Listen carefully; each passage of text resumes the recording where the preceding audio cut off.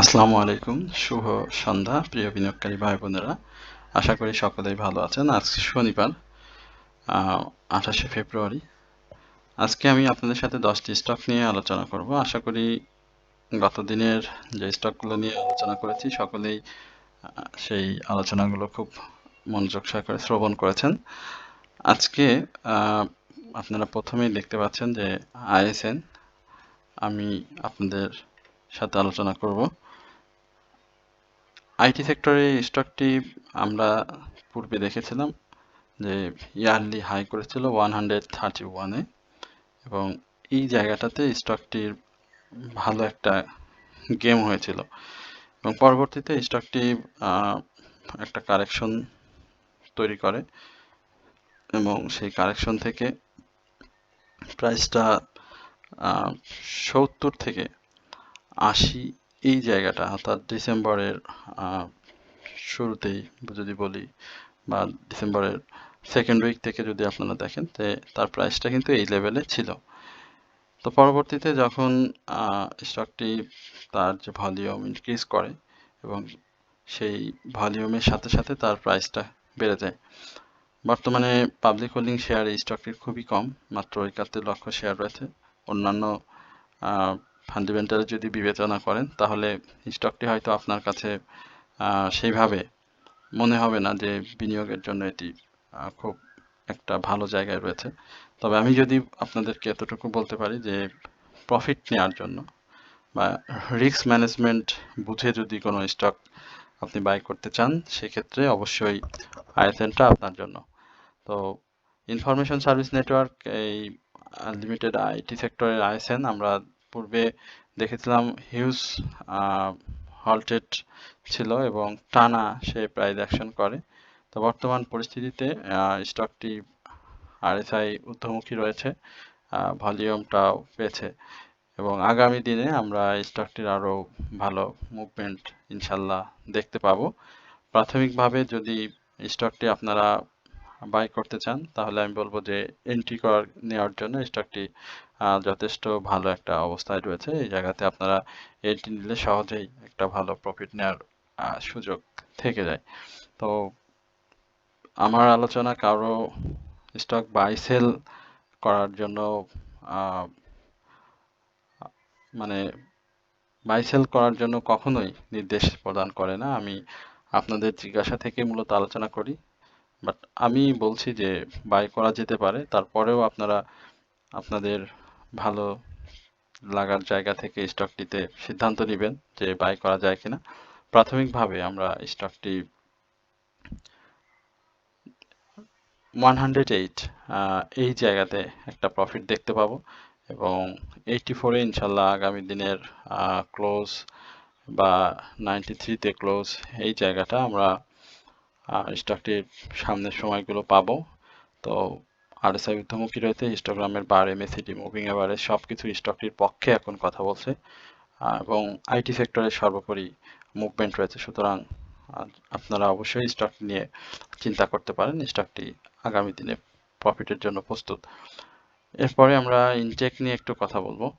এটিও আইটি সেক্টরের একটি স্টক। আমি আমার পূর্বের অনেক আলোচনায় বলেছিলাম সেক্টরের যে সেক্টরগুলো সামনের দিনগুলোতে প্রাইস অ্যাকশনের চেষ্টা করবে বা মার্কেটে প্রফিট দিবে সেই জায়গাতে আইটি সেক্টরের স্টক নিয়ে কথা বলেছিলাম বেশ কিছু। সেই জায়গাতে দেখতে পাচ্ছেন যে ইনটেক অনলাইন লিমিটেড ভালো করেছে এবং আরএসআইটা যে জায়গাতে রয়েছে সেখানে কারেকশন জোনে যাওয়াটা স্বাভাবিক, বাট এই কারেকশন জোনটা আপনার জন্য একটা সুযোগ স্টকটি বাই করার এবং তার যে পূর্বের হাই রয়েছে, আমি 47 যদি ভুল না করি 47 টাকা 40 পয়সা এই জায়গাতে স্টকটির হাই রয়েছে। এই হাইটা ব্রেক করার চান্স কতটুকু সেটা যদি আপনাদের সাথে একটু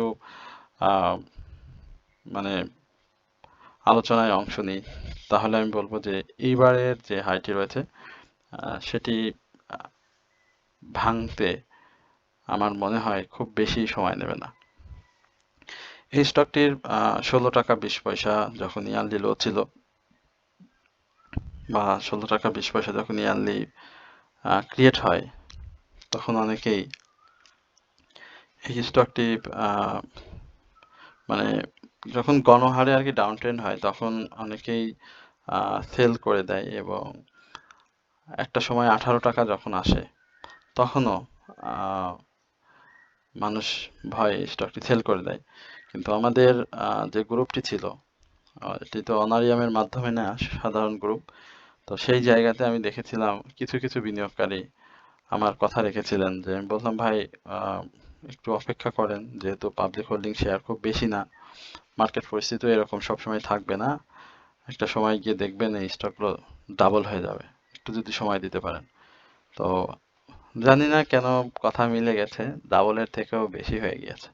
তো এখনো বলছি যে তার ইয়ারলি যে হাইটি রয়েছে সেটা ব্রেক করতে খুব বেশি সময় নেবে না। এই জায়গাতে যদি কারেকশন দেখেন, তাহলে ভয়ের কিছু দেখি না। নতুন করে যারা এন্ট্রি নিতে চাচ্ছেন তাদের জন্য একটা অপরচুনিটি তৈরি হবে। 41 কালকে আহ, আমরা যদি বলি, সেই জায়গাতে স্টকটি চলে যাবে, এবং ক্লোজ যদি মানে স্বাভাবিকভাবে দিতে পারে, তাহলে 44 এবং 47 এটি সামনে দাঁড়াবে না স্টকটি। তো বাই করার আগে অবশ্যই আহ, তার ভলিউম, তার মুভমেন্ট এবং আরএসআইটা খুব বেশি করে ফোকাস করবেন, যে আরএসআই যেহেতু 78-এ অবস্থান করছে, বাট 78 মানে আরএসআই এমন না যে আরএসআই অনেক রিস্কি জোনে। রিস্কি জোন তো অবশ্যই 70 পার হলেই হয়ে যায়। তো সেখান থেকে আরো বাড়ার সুযোগ থাকে যদি স্টকের মুভমেন্টটা সুন্দর থাকে। আর যদি ফেক আপ ট্রেন্ড ড্রাই ভলিউমে যদি থাকে, সেক্ষেত্রে এন্ট্রি না নেওয়াই সব থেকে বেটার হবে। বাট এই মুহূর্তে ড্রাই ভলিউম নেই, অনেক ভালো ভলিউম ক্যারি করছে, গত দিনের তুলনায় অনেক বেশি ভলিউম পেয়েছে, এবং এই ভলিউমেও বাই প্রেশার অনেক ছিল। সুতরাং সামনের দিনে যে স্টকটি ভালো করবে সেটা বলার অপেক্ষা রাখে না। প্রিয় বিনিয়োগকারী ভাই বোনেরা, আপনারা আমার কাছে আজকে কতজন করছেন সেটা একটু দেখবো কিনা।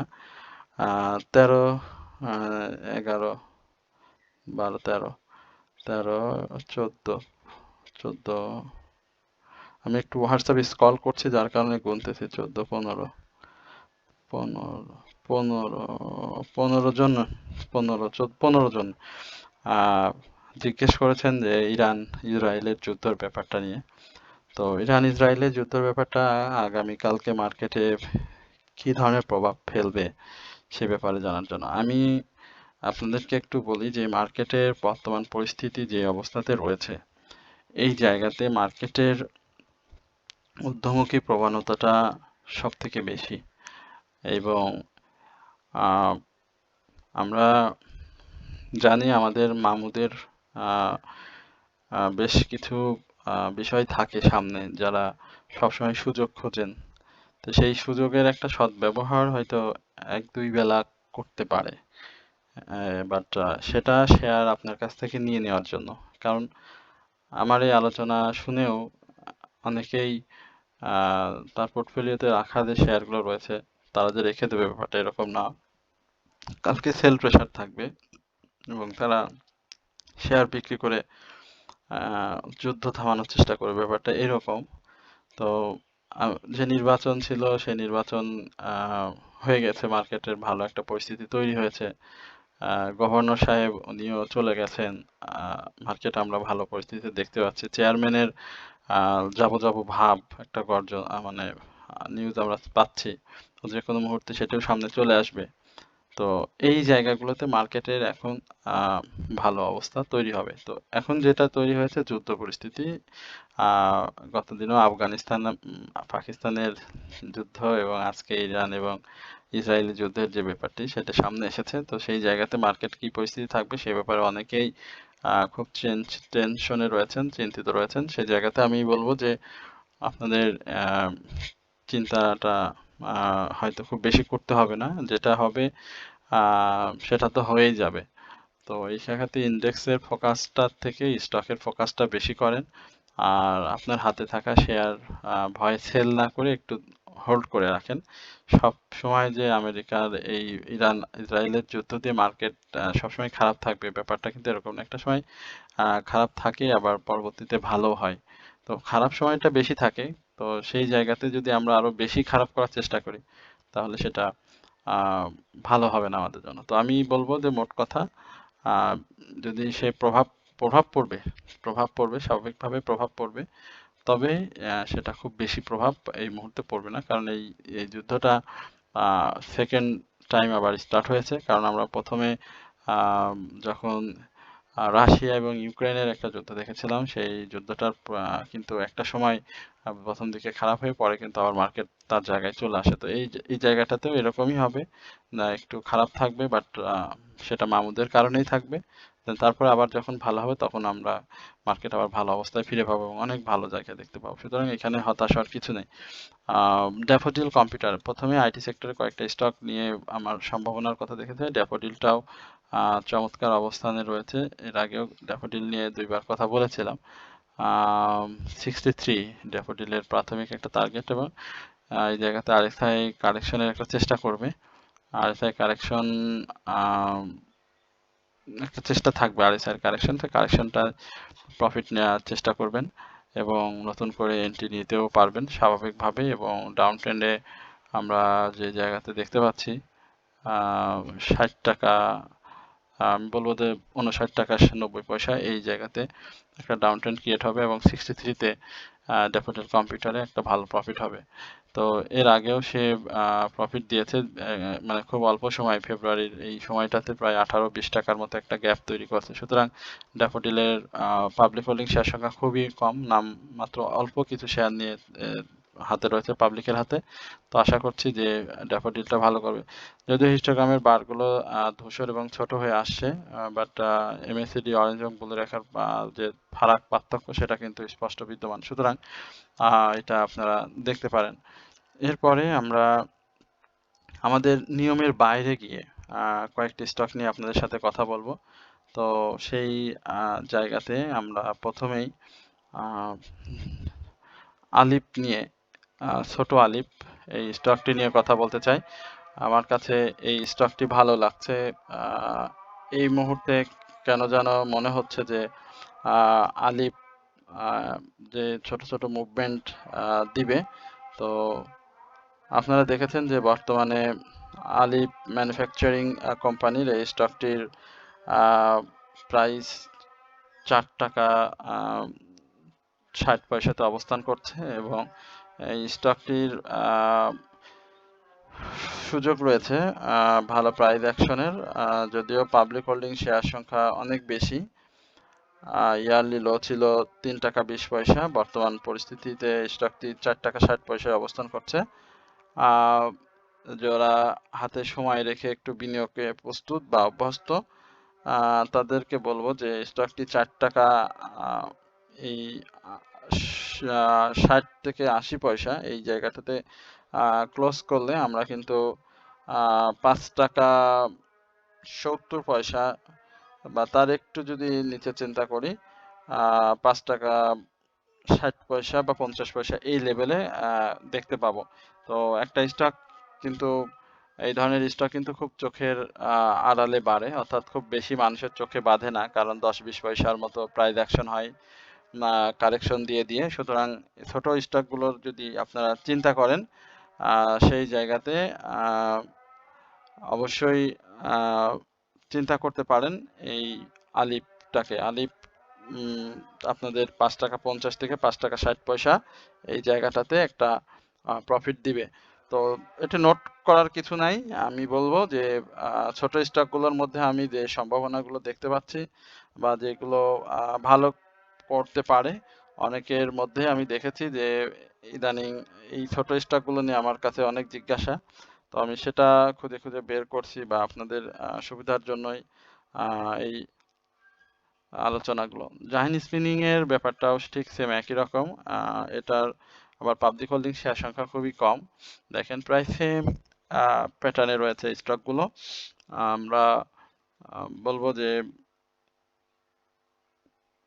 এই স্টকটি যে ইয়ারলি হাই ছিল 8 টাকা 20 পয়সা, এই 8 টাকা 20 পয়সা এই মুহূর্তে তো সম্ভব না, এই মুহূর্তে সম্ভব না, বাট যেই জায়গাতে ক্লোজ করেছে সেই জায়গাতে তার একটা বাধাও রয়েছে 5 টাকা 50 পয়সা, এবং সেই ক্লোজটা আশা করছি যে সে দিবে, এবং যে রেটটা শেষ করেছে 20 পয়সা ডাউন ট্রেন্ডে, এই জায়গাটাতে আগামী দিনে আপনাদের জন্য একটা সুযোগ এন্ট্রি নেওয়ার।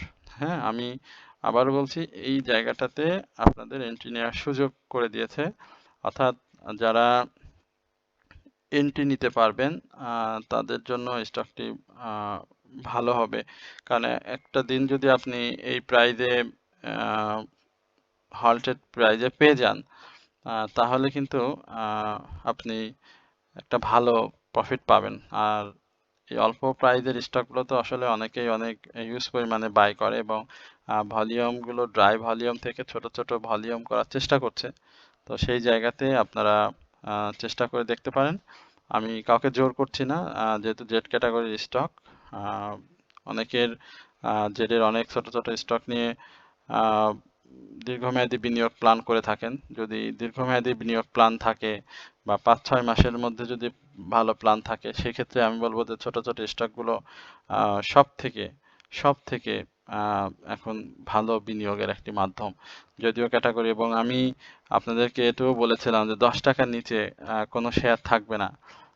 বৈশ্বিক পরিস্থিতি যদি কোনো বড় ধরনের কোনো কিছু না ঘটে, তাহলে আমার এই কথাটা আপনারা মিলিয়ে দেখবেন। আর বেশি তো সময় নেই, অলরেডি বছরের আমরা 2 মাস শেষ করে ফেললাম, আর 10টা মাস আমাদের হাতে রয়েছে।